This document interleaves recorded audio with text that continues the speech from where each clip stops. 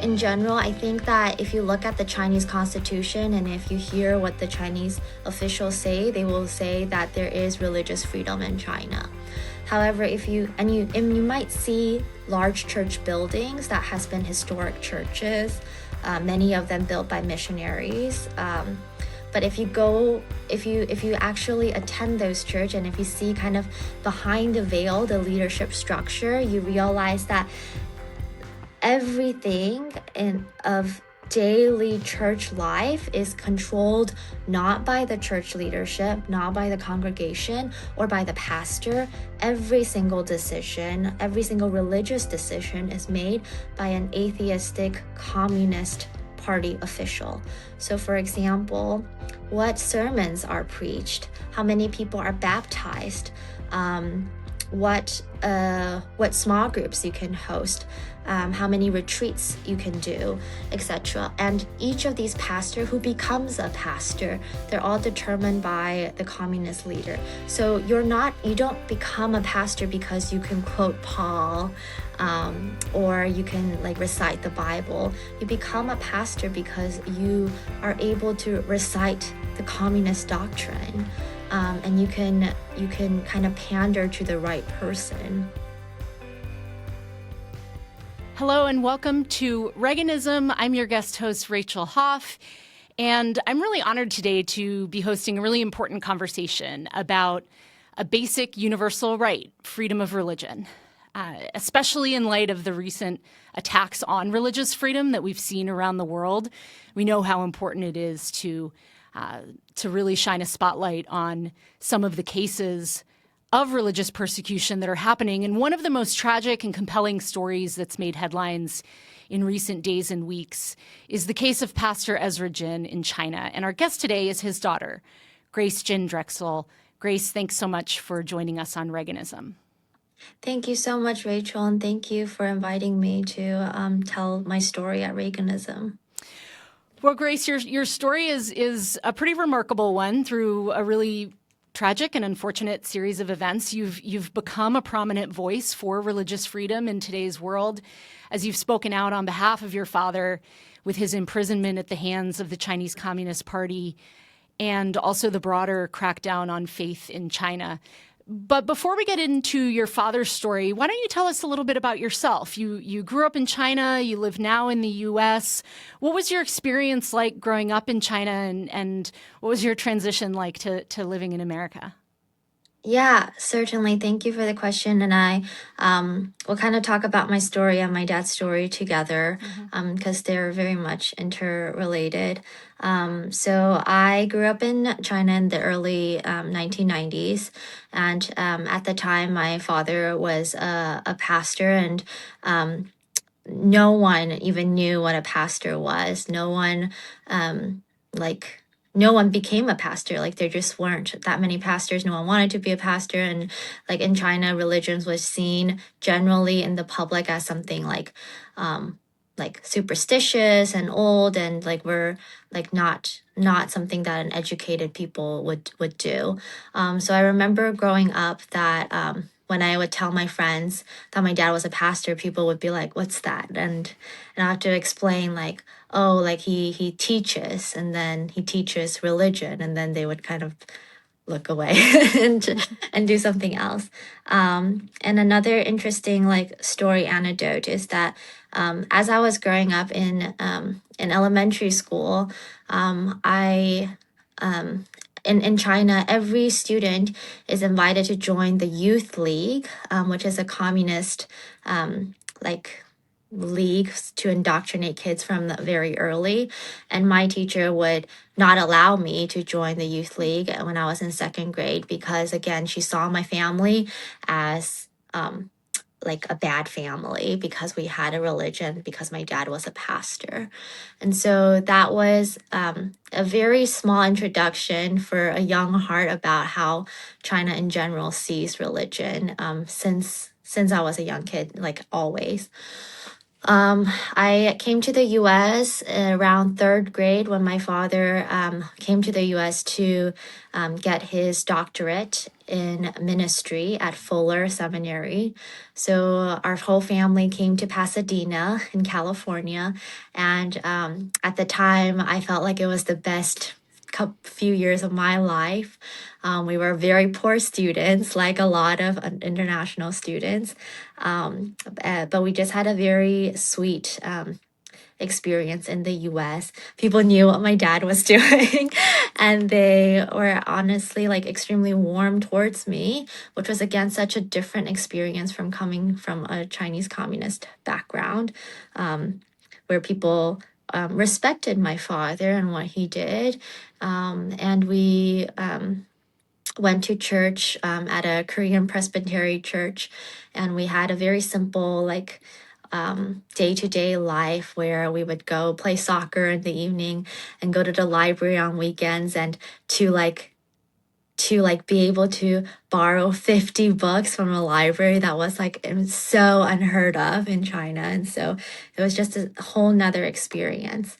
And then when my father, after he graduated, he had an opportunity to stay in the US, but a lot of Christians in China had reached out to him to ask him to come back to China, and there was a need, and he felt like that was a calling too, and he felt called to go back to China to minister to the Chinese people. And I think over and over again, I always wanted to emphasize that my dad is currently being detained because he had such a love for China. And so he felt called to serve the Chinese people and to serve the Chinese church.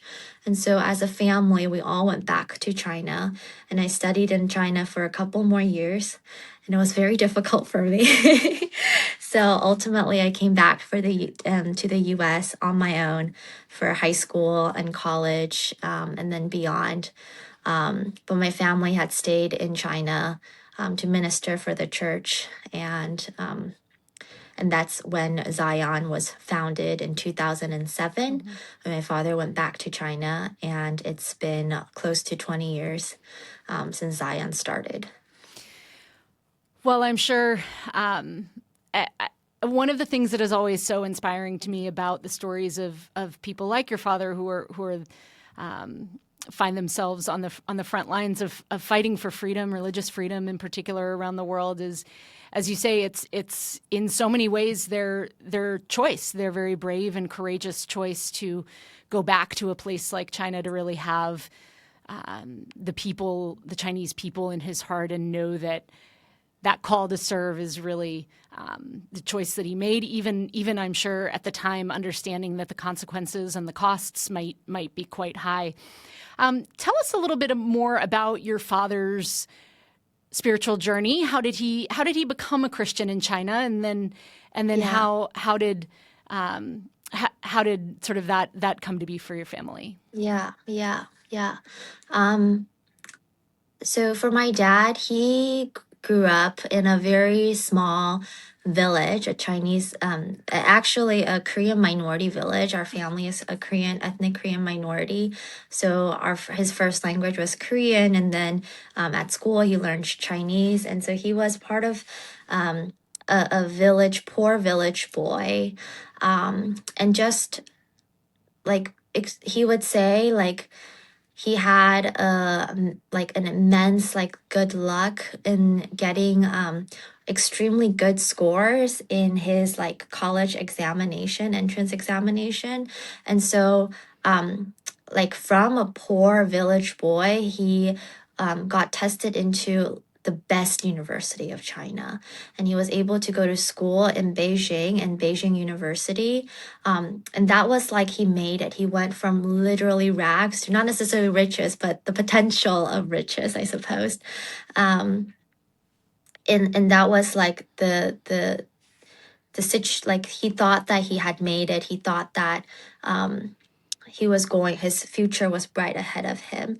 When he began going to when he started college in the third year of his college experience. That was actually in 1989 when there was the student protest in Tiananmen, and so he was in third year of his college, and he wasn't necessarily a leader, but he had attended a few. It was not just in June 4th; it was like a months long protest. So he had attended a couple of rallies here and there. And for a lot of the people, they were also extreme patriots. They saw themselves as leaders of the country, and they were hoping for what could be the best for China. But when the government and the Chinese Communist Party brutally crushed the Chinese students and betrayed them in such a way, I think my dad, including a lot of others of that generation, suddenly were left with like a deep sense of meaninglessness and like a loss of identity. Like everything that they had built their lives for, studying um, and and doing all of this was suddenly like meaningless, and they didn't know what to do. And in that time of despair, my father actually had an elderly lady, a Korean, Chinese ethnic Korean lady who kept on inviting him to church and would lure him with Korean food, just like a lot of international, like Christians to international student ministry as well. And he would attend church initially and didn't know what they were talking about, thought that it was spiritual mumbo jumbo. But this elderly lady had passed away, and her daughter invited my dad to the funeral. And my dad remembers this funeral, and it was a life-changing point because even at the funeral, these Christians had such joy and faith and like something to look forward to, and like they just had like endless, like faith and hope. And yet him as a college student, where his whole life ahead of him had nothing, and he didn't know what he was living for. And so that really created an inflection point for him of like wondering what was it for these Christians. And so he started to serve in the churches. He just wanted to know everything that there is about Christians. And then one day, a student had, I think a student missionary actually from the US had sat him down and said, you have Jesus is knocking and you have to open the door for him. And in that moment, he accepted Jesus Christ as his savior, and he felt like an overwhelming sense of joy that he has never felt in his life ever before. And so from then on, he felt like he never turned his life. He never turned back, and he knew that he was serving God, and he wanted to serve God for the rest of his life. He started his ministry at a state-sanctioned church because he came to Christ in a state-sanctioned church from this Korean ethnic Korean ministry. And we can kind of talk a little bit more about how that differs from the experience of Zion Church. But he personally knew that it was a church that was captured, and it wasn't truly spiritually free and uplifting to God. So he left the state-sanctioned church after years of serving in the state-sanctioned church, and then moved to the US, and then went back to China to start Zion Church in 2007. So much of what you've told us already, I'm sure, is just, it's hard for, I think, people in the American context to understand, hearing about state-sanctioned churches, hearing about your friends in elementary school who had no idea what it meant to be a pastor. So give us a picture, if you can, of what it's like to be a Christian in China, how the relationship between church and state functions for the Chinese Communist Party. We hear about, authorized churches and registered churches versus underground churches and house churches. And so what does religion look like for the Chinese Communist Party? And then also what does it What does it feel like? Even just paint a picture of what it feels like to be a part of an underground church, a house church, or a church like Zion. Yeah.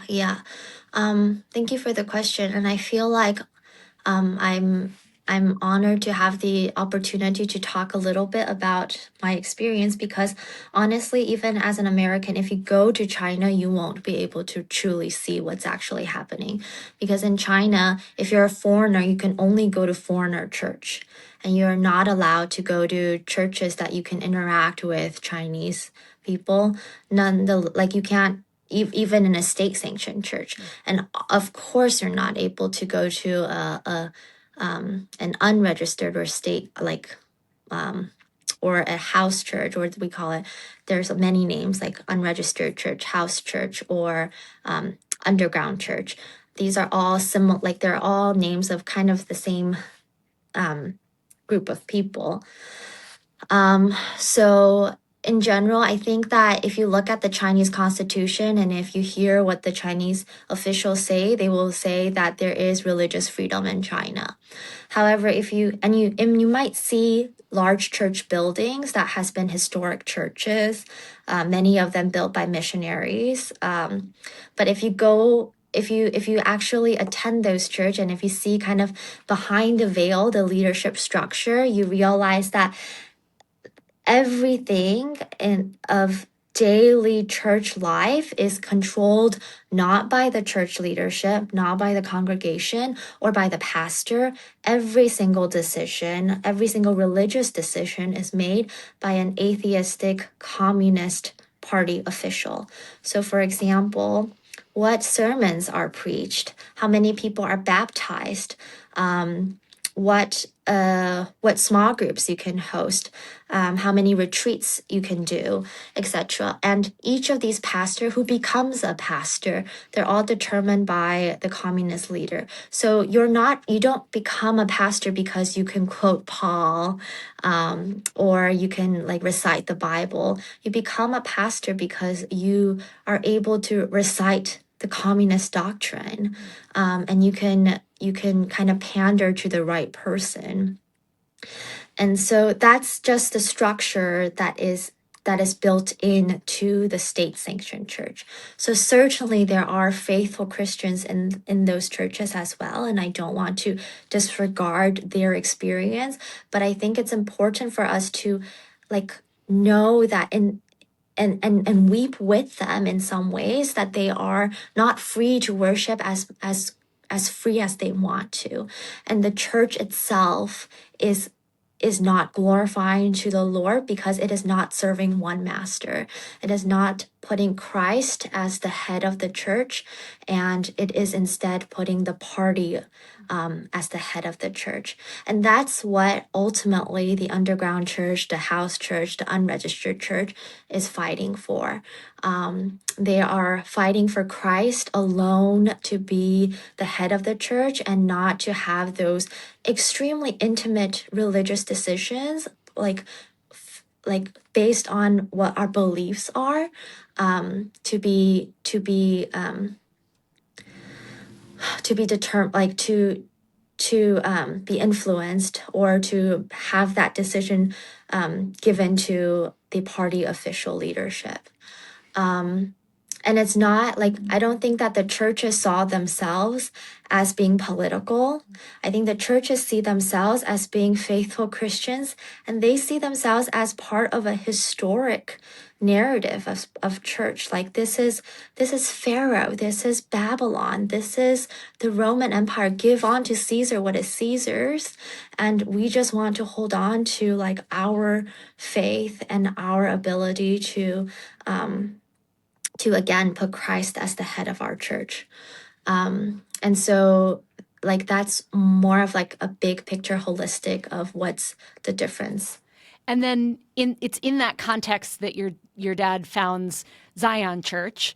How does Zion Church evolve? And even down to things like for an underground church that you've just been describing in the more conceptual sense, where do they meet? What are the buildings like? What is the context in which that congregation grows? And then maybe as you explain that, you can tie in sort of what ends up happening to your father and the other leaders in Zion Church here just in the last several weeks. Yeah, yeah. Thank you so much. Um, so I think there has been a historic church, like Chinese church history, in which that narrative has been the reason why there has always been underground church or house church. However, in the early 2000s, late 1990s, there's been a big movement in the urban churches in which they and it was also part of the larger like economic and like China opening itself up. And so these churches also wanted to open themselves up and not no longer be like in hiding or even operating as a secret society. It was trying to open up, and they felt like it was also healthy to do like more opening up of their churches. So we saw like earlier churches like Shouwang Church in Beijing or Wanbang Church in Shanghai. They went into the office buildings and they opened their service up to anyone who wanted to come. And they were hosting people close to like 1,000 people a week. And so it was in no way in hiding anymore. And it was a very, I mean, if we say 1,000 people church in America, it's still a small church. But in the Chinese context, it was like unheard of to have a house church of that size. And it was no longer in like someone's small apartment, like whispering their songs and scared that their neighbors were going to. So Yes. in that way, does it? I mean, as it grows from what we think of as house churches, literally small groups of people meeting in people's homes, as it grows and you have 1,000 people at a service, does it feel like what we would think of as a non-denominational evangelical Christian church in the U.S.? Yeah, yeah. A lot of, I mean, I think China has very different ways of doing denominations than like in the West, in the US. But yes, very similar type of vibes, I would say. Like you would, and you're not going to get a church building, but they might have a floor or a couple of office buildings that are connected together. And then on Sundays, they would just meet in the office building. And so that was kind of the model, or that was kind of how it looked to worship in one of these house churches, in like these urban house churches in the like 2000s. And my dad's church, Zion Church, was also part of that movement, especially in the beginning. And Zion Church also quickly became one of the largest churches in Beijing. And yeah, but around 2016, before that, but when Xi Jinping came into power, he had started to really crack down on ideology. And in 2016, we saw a writing of regulation of religion. And during that whole, during that ordering, you saw that the Bureau of Religion was put from the government office to the party off, like under party control in the United Front work department. And this is also a little bit of like Chinese, like too detailed in some sense. But all that to say is that they are focused on attacking faith groups and churches now, and they see it as one of the number one threat to the party. And that was what it signaled to Christians, to other faith groups, and in general. And in 2018, we saw one of the largest sweep across the nation of dismantling churches, mosques, and especially underground churches, whether it is Zion or whether it is another church in Sichuan called Early Rain Covenant Church. The pastors and many smaller underground churches that weren't even that public, and like still their pastors are dragged. And in the case of Early Rain Covenant Church, the pastor was arrested and put into prison and is now serving his 9-year sentence for being a pastor, for hosting these unregistered or like house churches. And so that's what happened to Zion Church as well in 2018. We were shut down. The church was dismantled, and all the church assets were frozen. Several leaders were detained for several days, but ultimately released. But many of the congregants were harassed, and many lost their jobs, even their houses, and their children were kicked out of schools and etc. For their faith. And a lot of the church leadership also were harassed by the government, and they were like very very closely surveyed for a couple of months after. And during that period, my father had like in the depth of like the pressure and the height of the pressure, like no one would be opening their office spaces for Zion to rent. So in that situation, my father had started to have a very creative way of preaching. So he started pre-recording his sermons and his worship, and would disseminate the package, the worship package, to people, and they can send it to their friends, and then they can meet anywhere. They can meet at a small someone's house. They can meet at a small office. They can even meet at a park while they're walking, and then afterwards go to a cafe and fellowship. And so it was truly a unique type of way of worshiping, due to the desperation, kind of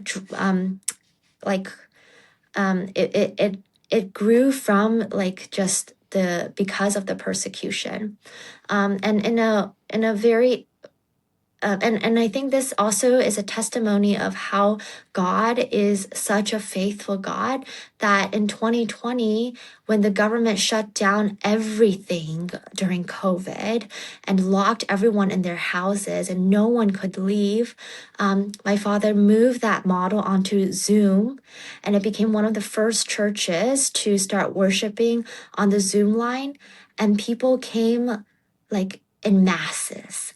And like, if you had nothing to do at home and wanted some sort of a fellowship, then you went to church, and we provided that platform.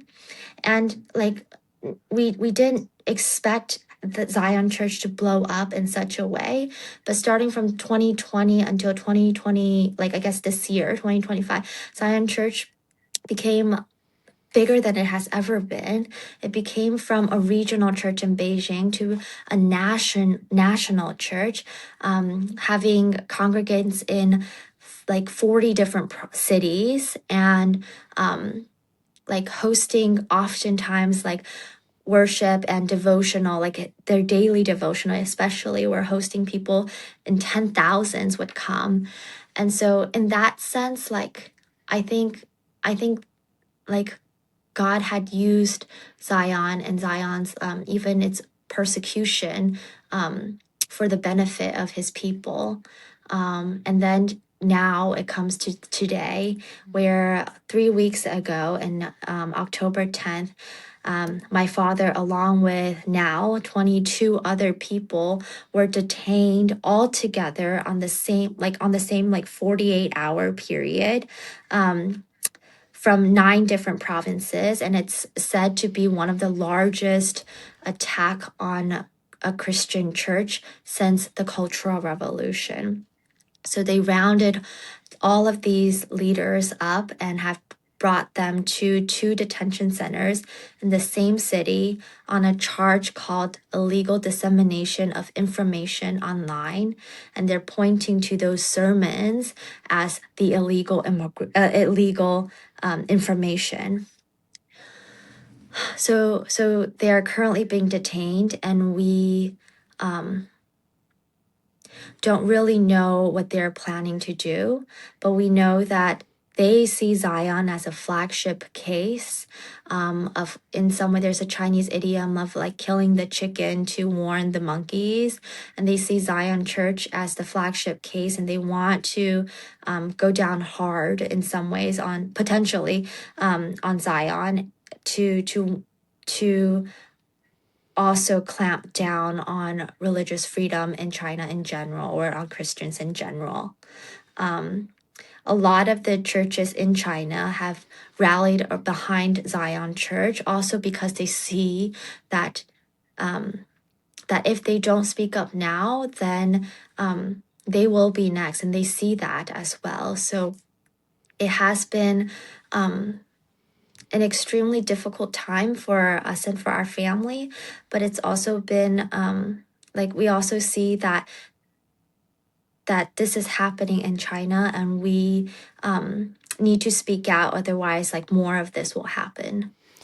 Well, it's amazing to hear that story in its totality, from the success of your father's ministry and even how the innovation that came out of the crisis of persecution at the hands of the CCP led to the growth of his faith community, and even he was doing online church before anyone, maybe during the COVID times.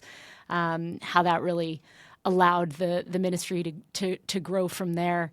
But then maybe, and I think the real tragedy of your dad's story right now is that probably put a bit of a target on his back and the back of his ministry and his fellow pastors in Zion Church to be the chicken warning the monkeys, as you said, in the broader crackdown that's happening. Your dad's story, unfortunately, as tragic as it is not unique. As you've said, the crackdown on faith communities in China and the Sinicization campaign of the CCP is something that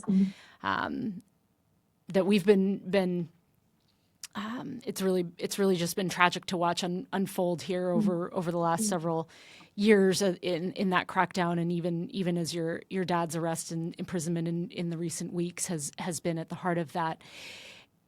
And during all of that, and because of all of that, you now have sort of a new role. I don't know if you were looking to be an advocate for religious freedom or speak out on these issues, but you've certainly taken up that mantle.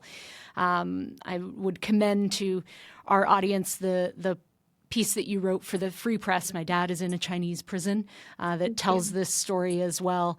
Can you describe what these recent weeks since your father's imprisonment have been like for you and your family? What sort of, it's, in some sense, it's obvious what has motivated you to speak publicly, but in another sense, that choice is very courageous in its own right. So how have you thought through that since his detention? Yeah, thank you so much. Yeah, I definitely did not think that this would be on my 2025 bingo card, for example. I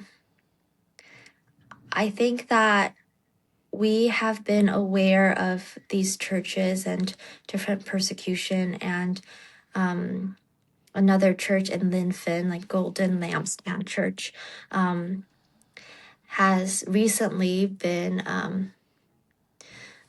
sentenced to 9 years and 15 years imprisonment for fraud. And the idea behind fraud sounds like it's a criminal charge, but if you open one layer up, you realize that the reason why they're calling them fraud charges is because they're saying you, as a pastor, is going around collecting tithe, calling yourself pastors, but you're not government approved. We haven't given you license to call yourself a pastor. So therefore you're going around committing fraud. But if you see what is actually happening, like in the historic church, since the beginning of church history, there has never been that has never been a requirement to become a pastor. It has never been a requirement to tithe to a government approved pastors only. And so that's like, as much as they try to make it a legal term, it is still at its core a religious persecution, has always been a freedom of religion persecution. And for us, as my father's daughter, like, I think I see that, and I know that the church didn't speak up. The church has been faithfully suffering in silence, and yet, like, and yet they are not, the government is not relenting. The government is not giving them a shorter sentence because of that. And I think it's important for people to know what is happening in China. And I think for me, I just also, as a daughter, I don't know what to do except to draw attention to what is happening and to ask the public to just like pray with us and to remember my father's name and not to let the church and the Christians in China be forgotten. And we as like Christians see ourselves as one body of Christ, and we are hoping and asking that the global church also don't forget the suffering of the Chinese Christians and the plight that they are being targeted for just believing in Christ.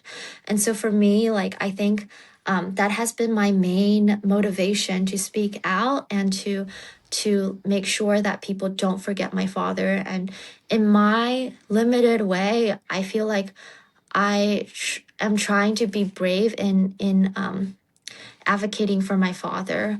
My father has also written a letter in prison, and he was able to bring his letter out through lawyers. And in it, he also in general just calls on how he sees this imprisonment in some ways also as like a price being paid for the gospel, and that he sees like he's honored to be part of this suffering. And he calls on those that are in prison as well as outside to not throw away your courage, and that God is with us, and God is there to strengthen us in this persecution as well. So I think in my way, I hope that I can be courageous in speaking out for my father. And in another way, I ask others in whatever position that you're in to also be brave, to remember them and to speak out and to remember their name and call out their names in whichever position that you are and whichever ability that you are able to do that. And that's kind of the extent of my advocacy. As an American citizen, and as my brothers are also American citizens, we have been advocating for my father through the American government, because I also just don't know what else to do. The Chinese government won't listen to me in any way either, or at all. So I've been advocating through my government to speak out and not to forget about my father. And I've been extremely encouraged by just how kind everyone in the administration and like Congress people from both sides of the aisle.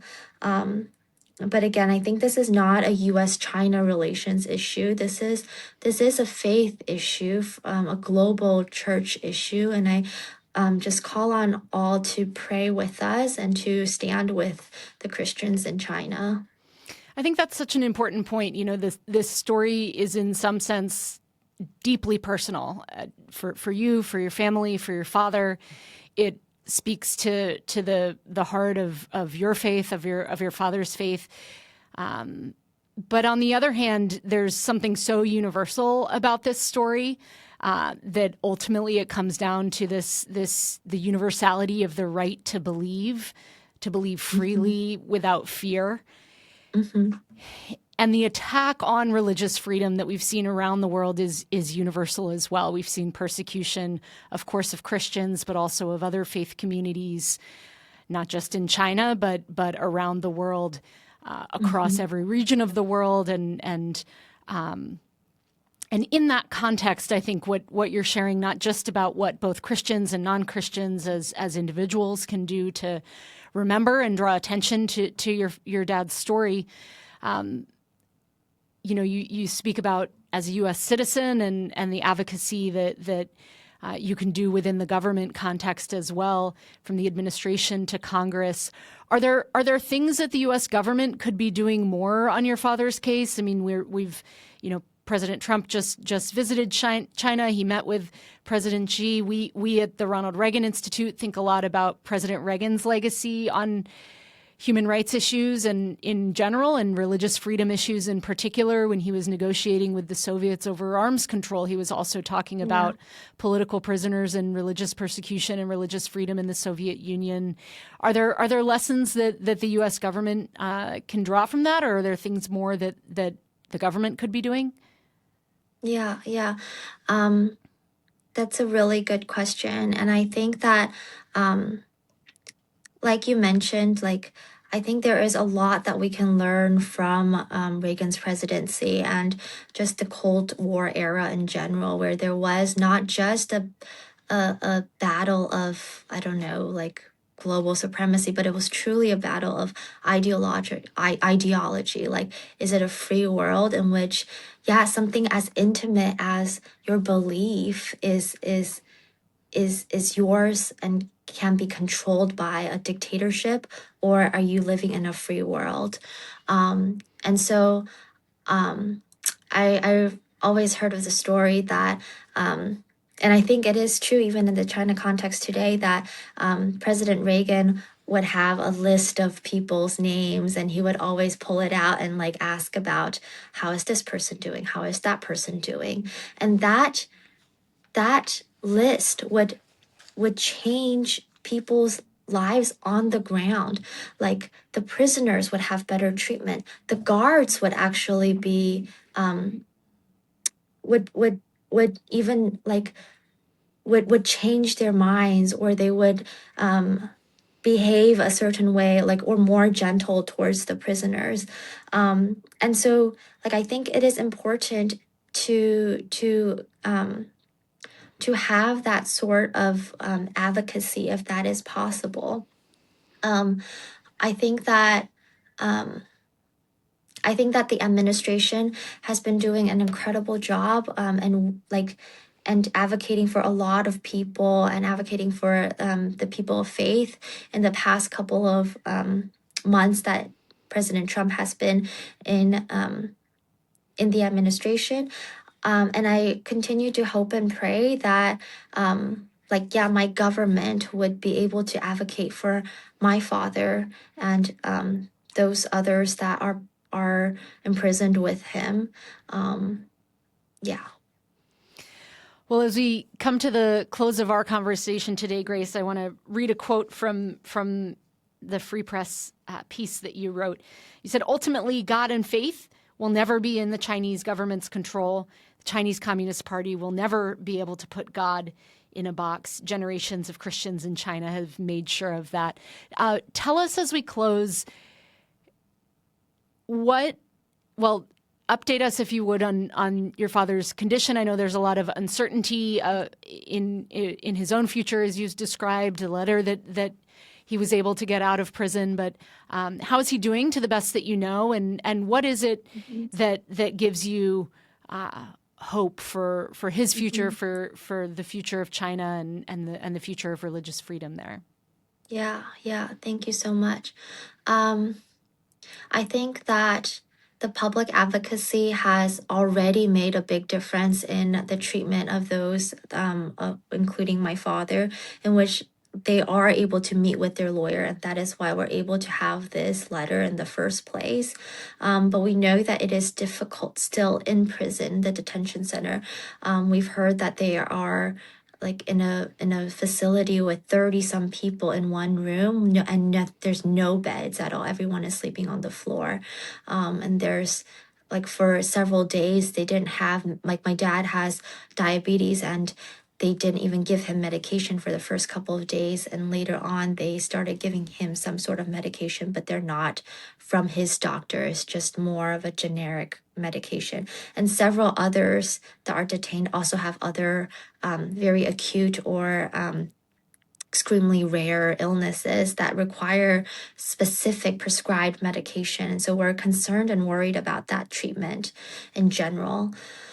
I think that I think that ultimately it's important to understand that, like, we are not, in some ways, we are being persecuted, but we're not different in like, they're like Christians in everywhere, in that all they want to do is to love God and to love people. And so my father has, and his church has been loving the Chinese community and serving the Chinese community.